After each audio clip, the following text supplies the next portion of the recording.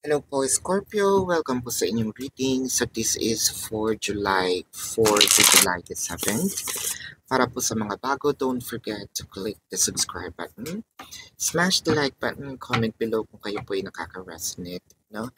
Hit the notification bell para po ma-notify po kayo every time na tayo ay nagre-release po ng bagong video, no?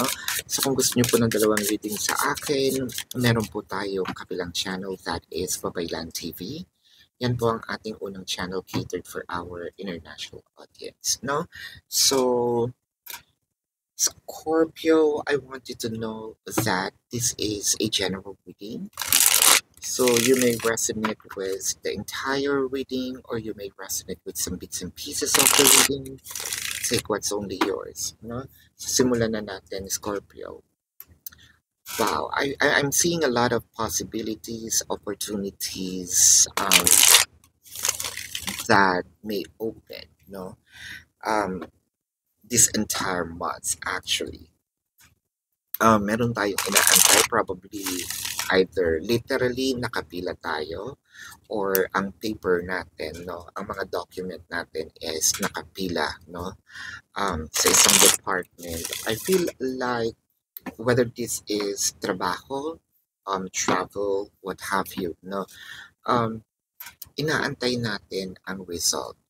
Masyado, kumbaga, excited tayong ma-experience itong new adventure, ang new life, no? Kumbaga, ang dami na naglalaro sa isip natin na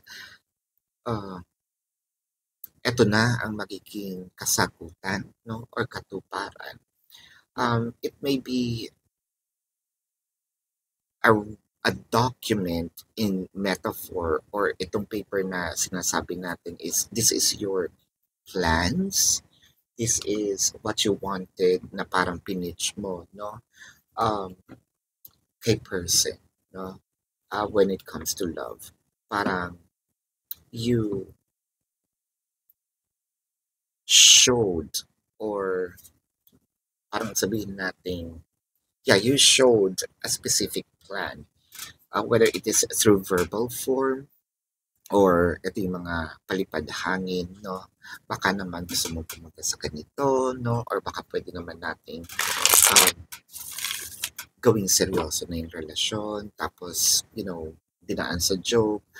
All of these small things are being listened to. Actually, iniintindi ng mabuti with the Wheel of Fortune and the Empress.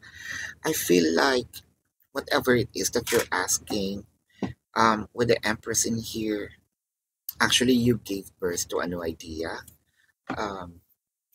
Or literally, baka you're asking for gusto na nating magkaanak or dagdagan na yung anak, no?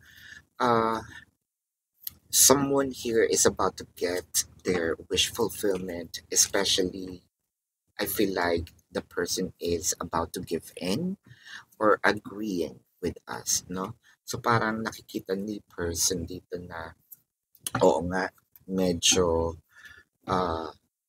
tama naman yung sinasabi ni Scorpio, bakit naman hindi? No, I think that this is also the time with the Six of Pentacles and the Five of Cups. So, meron dito mga pagsisisi na sana nakinig ako sa kanya dati, no? Sana ginawa ko na ito noon pa kasi matagal na itong hinihingi ni Scorpio pero hindi ko naibigay, ano? So, parang ang sinasabi niya dito, hindi ba late na? Pero it's better late than never, no? Let's check the Five of Cups clarified by the Magician and the High Priestess. So, ang sa'yo, parang feeling ko noong mo pa gustong i-manifest ang mga bagay-bagay, no? Kasi you already have the tools, you understand the situation. And I feel like you are on the right track. Si person lang yung medyo naging matigas ang ulo. But I can see here that he is slowly understanding, digesting, no, whatever it is that you probably sabihin natin explained or want demand request prayers, no? Um, I feel like medyo nasaktan din si person for okay. So meron ditong ego. Sabihin natin ang tanga ko kasi hindi ako nakinig. Ang tanga ko kasi ah, hindi ko pinakinggan, hindi ko binigyan ng chance, no, si Scorpio dati. So I feel like merong regret din, no, si person natin. So itong realization na nakita niya or opportunity na nakita niya, ah, mangyayari naman pero ang ano lang dito, sana noon ko pa to na experience, no? With the Eight of Swords and the Star. So, yung katigasan ng ulo ni person, ah, I feel like mababawas-bawasan ito dahil sa ginawa niyang, kasi I feel like this is self-sabotage, no? Masyado niyang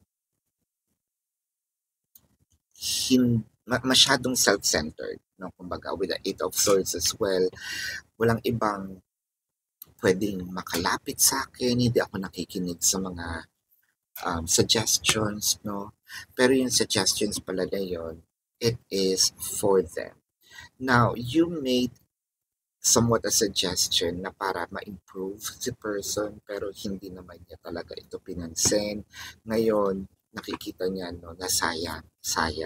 For a few numbers of you na sabihin natin in separation, no? Kasi when the heartache is in here, ngayon niya nakikita na sayang, nasa akin na eh. No? Nasa akin na si Scorpio, pinakawala ko pa.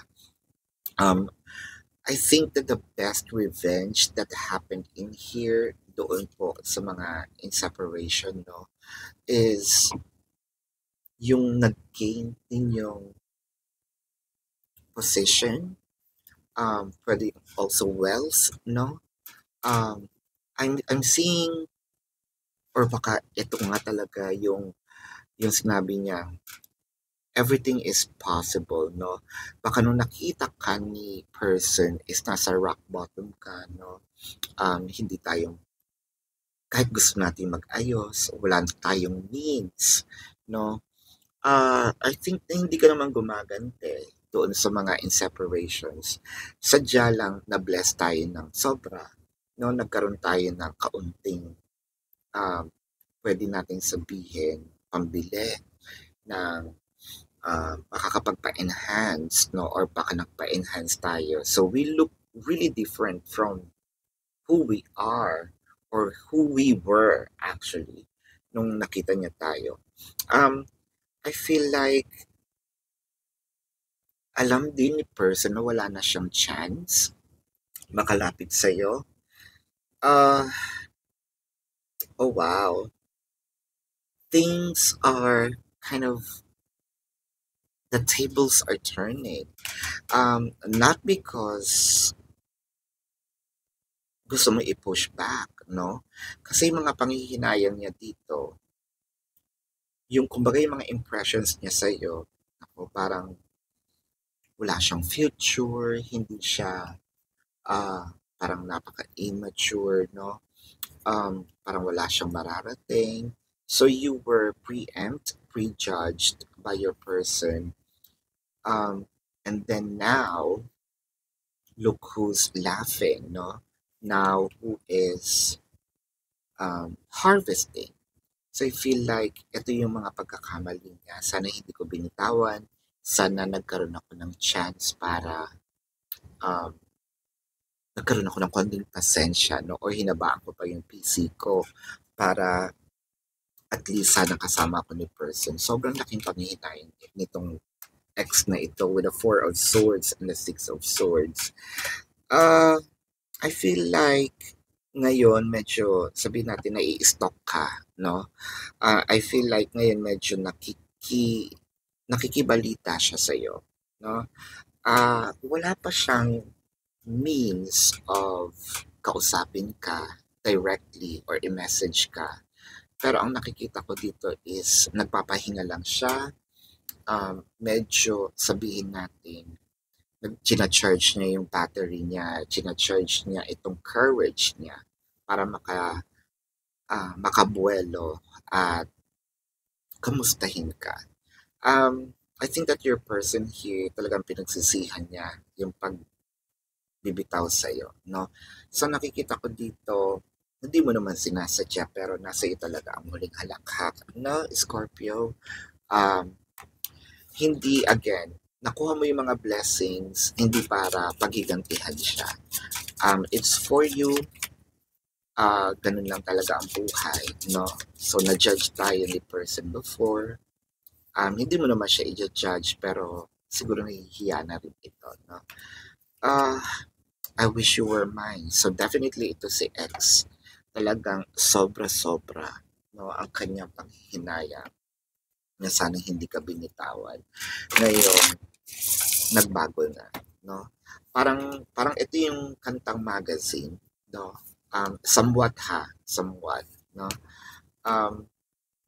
Ganun yung panghihinayang niya na hindi niya hinaga na meron talagang ang laki ng pagbabago, no? This message is for you, of course, but from rather higher self, the universe, guardian angel, no? Spirit guides.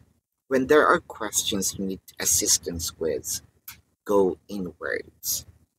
Sit with yourself, meditate on the situation, ask for our help also. Then trust your intuition, as most often the answer and guidance will be delivered to you intuitively. We are with you always. So, kung dati medyo na sabihin natin,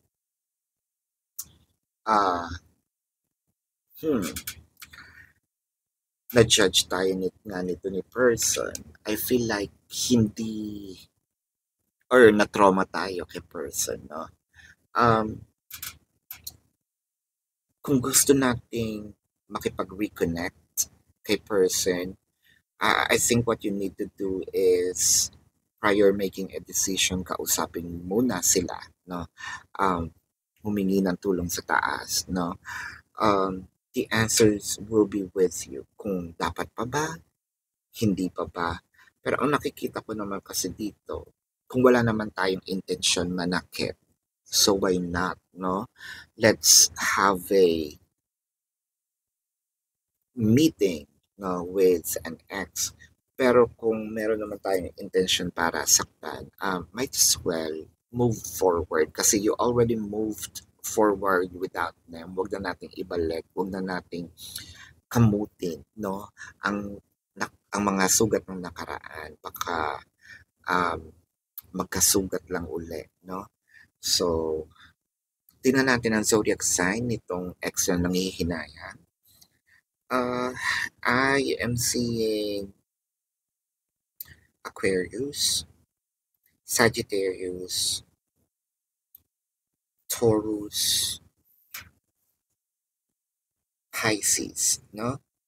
So, this is your reading, Scorpio.